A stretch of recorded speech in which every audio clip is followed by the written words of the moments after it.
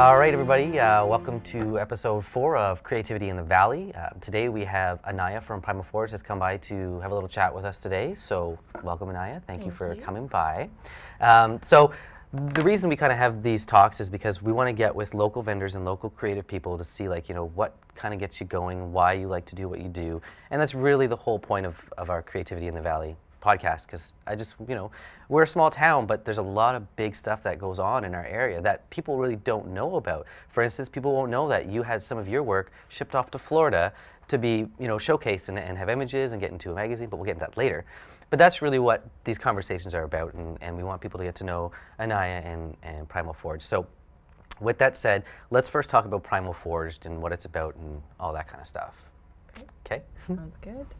PrimalForged, in 2010, my husband and I had attended a festival, and that festival is known as Kaleidoscope Gathering, and it's the biggest pagan festival in Canada, and that's located in the area of Eganville, and it was our first time going. We didn't know what to expect.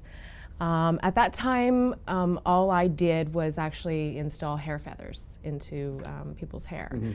And then when we went, we had such a fabulous experience there, meeting so many wonderful people.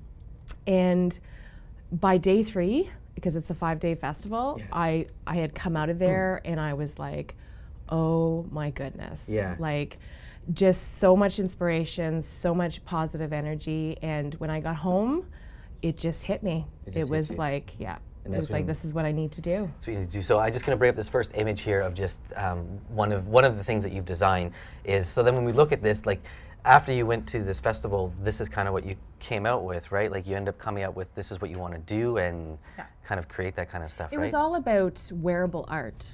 So self-expression and being able to, what you feel on the inside being expressed on the outside. And I'm all about texture. So lots of texture, lots of different varying fabrics and, everything like that. And for it to stand out and to be an expression of someone's fantasy or imagery in their head. We serve a lot of cosplayers, Comic-Con, things like that. So and that's really, really neat about what you're doing is, I mean, first of all, it's fashion, so it's more of a global scale, right? You can, especially with, like, the internet and everything like that, your reach can be so much bigger than it could have been 10 years ago in a small town, right? So for sure. Having that ability is, I think, really, really cool. So then let's kind of talk about you a little bit. Tell me a little bit about Anaya. Well, the biggest thing I can say about myself is I'm an advocate. So I come from a childcare background. And worked with children, loved working with children with special needs because my oldest son has special needs. And ever since then, now it's more about advocating for people's self-expression and being okay with that and it being acceptable. So that's probably what I'm really passionate about. That's would be the basis of PrimalForged and getting this sort of out there. And that's cool. I mean, because you talk about being an advocate and having your beliefs and what you kind of like to do and helping others kind of get that way. That's really, you do kind of intertwine it with your PrimalForged, right? So when you look at, I know that all the people that I've met through you so far, Raven being one of them, you really show that, and they're able to express themselves through kind of what you do with PrimalForged and what they wear, right? And I have a lot of people that will, that are artisans that come to me that are maybe shy, that don't quite know how to get out there, and I'm all about giving them the support that they need and making sure that the world sees them. Very cool. Very, very cool. So we're going to go on to kind of my 5 creative questions now, and I'm going to bring up my next image here of, this is one of the images from the apparel that you had sent out to Florida, and I think that's, I think that's super cool. And then to me, it's very unique compared to what you would normally see in any kind of fashion shoot or even just a local type of shoot.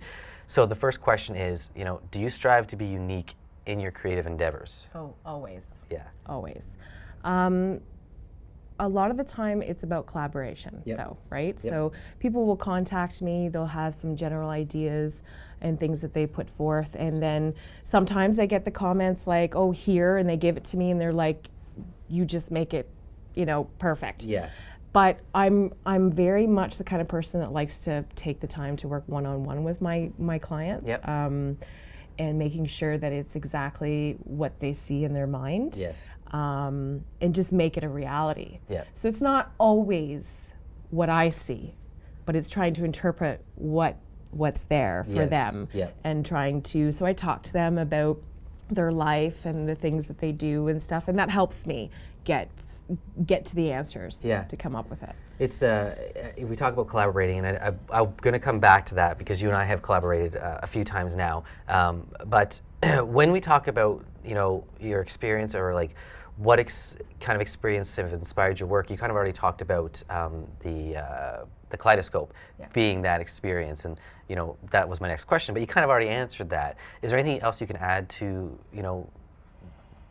that kind of question? So like the who or what experiences kind of inspired where you are? The people. The people? Just the people. Yeah. Yeah. The people, and I mean, like I said, the specific land that Kaleidoscope takes place on, and the festival itself. But when you're there at night and there's a roaring fire, and there are people, and there are 30, 40 drummers, and they're just, the energy is unreal, and you just it's overwhelming, and it's hard to leave that event. But when I come out of there, I feel refreshed. I feel rejuvenated. I'm raring to go for another year. Yeah. And there's so many conversations and things that I've had during that festival that it's like I'm a computer. I got to download all this, right? So, and as far as inspiration, during the off season when I'm not traveling to festivals, it's spending time with those people that initially brought that inspiration on, that helps me sort of get through, the winter months of collaboration and creativity. So I'm going to bring up the next image here of this is, I think it's Poland is where this outfit was taken, right? So how did that kind of come about? How did this person contact you and you end up making this outfit? Like, how did that Right, well, Savra, who's the model in that photo shoot, I had just come across her on Facebook. Yeah. And she has dreadlocks, and she has, there's an album called Pagan Souls from this particular photographer. And I checked out the album, and I loved the work. Yeah. And so I contacted Savra and I said, hey, and she's like, oh, I love your stuff, I'd love to, So, and then we just worked out what we wanted to make and do, and I shipped it off and waited a few weeks, and this is what they sent back to me, and I was just flabbergasted, really. Very pleased. It's a very nice image. So then my next question is, when was the first time that you realized that you were a creative person? Well, it was in 2010. Okay. Before that time period, I never considered myself a creative person whatsoever. I would shy away from it. I wouldn't have anything to do. I can't even draw a stick man. Okay. Right? So, but it was during this festival season that I was like, wow, I have something burning. And it's really kind of cool that it took that experience in your life to click that fire in you to be like, this is what I want to do, right? Yeah. So again, another image that I'm proud that I got to take the picture of. This is where I want to talk about that collaboration, and you talk about being creative. I mean, I think the only thing I knew about this whole shoot that we were going to do is I think you sent me a picture of the headpiece. I think that's what you did, I believe. And I think what's really kind of neat about how this shoot ended up going in terms of that creative thing is you had the headpiece, you guys showed up. I didn't technically know what I was shooting, it wasn't there, but as soon as we saw what was there, I think that creativity for both me and then obviously you with what you put together, it really kind of shows through in the images, right? And I think, And, I think on that day I had created a headdress that was the Earthbound one. Yeah. And I actually created that with dirt and sculpted it. Yeah. And the mohawk portion was later on, And I mean, Raven just knocked it out of the park. So She did. yeah. I don't think I have any images of the mud hat in here today. We'll try and add it in afterwards. But that was another thing too, that conversation is, I think I wanted to shoot something and I threw something at you that I was like, can you do this? And then you just took what I thought, you started to put it together, that the mud headdress, showed me the images, and then I was like sold. And it was kind of cool because that was a complete collaborative process, right? It was from I had an idea in my head, and then I kind of showed you, okay, well, this is kind of what I want. Then you built it, I saw it, and then everything just went like boom from there. Yes. And I had never made anything like it before. Yeah. So I was literally out in my backyard, you know, digging with a shovel to get quality earth, you know, and to create that piece. But the Mohawk went through a few stages of development, because originally it didn't have the horns. It didn't, you know, it just was the hawk itself. And last year for Kaleidoscope was Bone Dance. And so I had added some bigger items onto it, make it even more better. And today we have the Mohawk with us today on set, which is really, really cool. Okay, sorry. Next question is, how do you deal with creative blocks?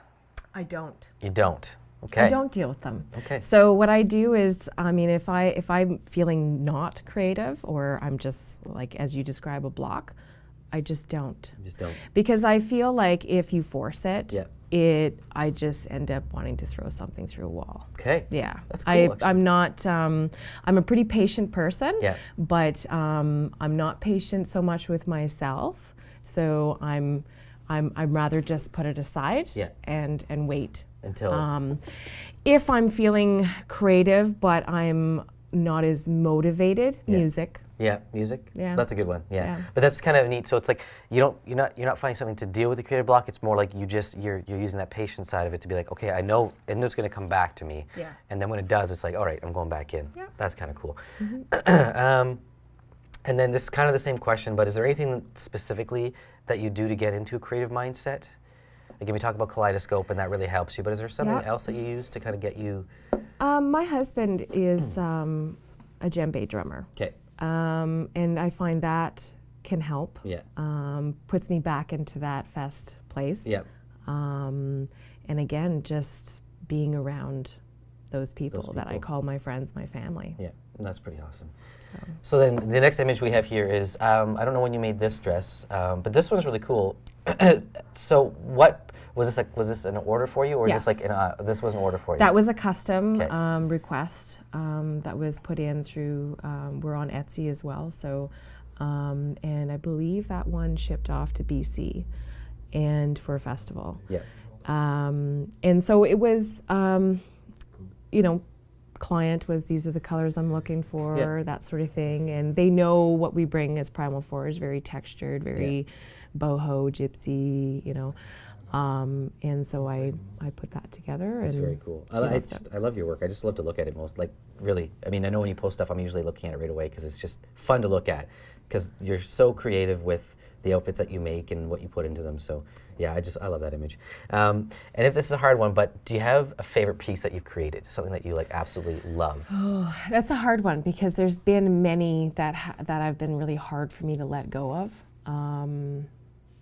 But I think one of the ones would be the Mohawk. The Mohawk. Yeah. Yeah. So you're not gonna let that one go. Be hard pressed, I think. Yeah. That's all right. So now we're going to kind of talk about the work that you do and everything like that. So we already know how long you've been doing it, since 2009, 2010-ish, right? Yeah, so PrimalForged really started 2011 officially. I feel like all the rest of these questions are going to be, you've answered so many of them already, because again, the next one is, how did you get the start? Well, we talk about Kaleidoscope again, and you know, how being there at that moment in your life really affected where you are kind of now, right? So I'll just go to another image, because we'll talk about this one. And we talk about textures. So this is the same model. Savra, from Poland.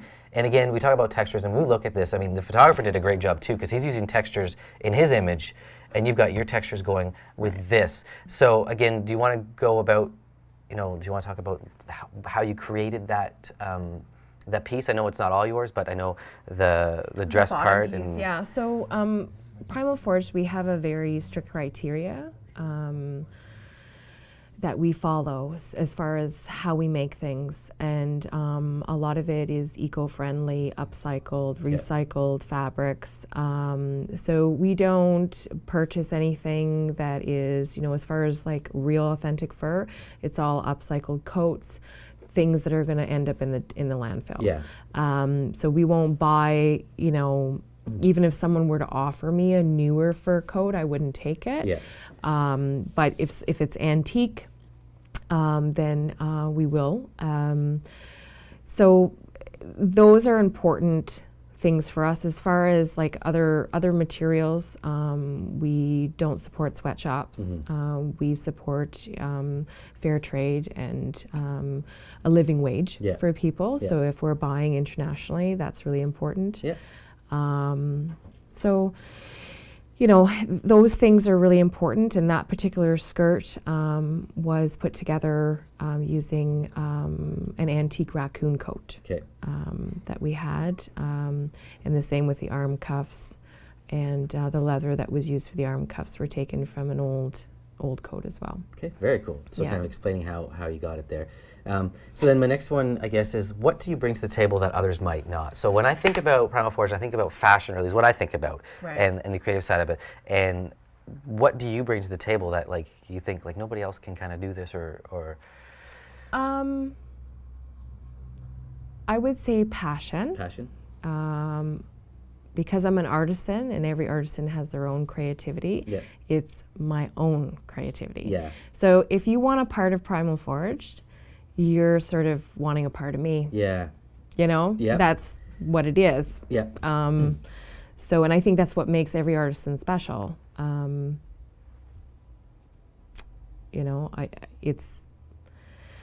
think it's fair to say that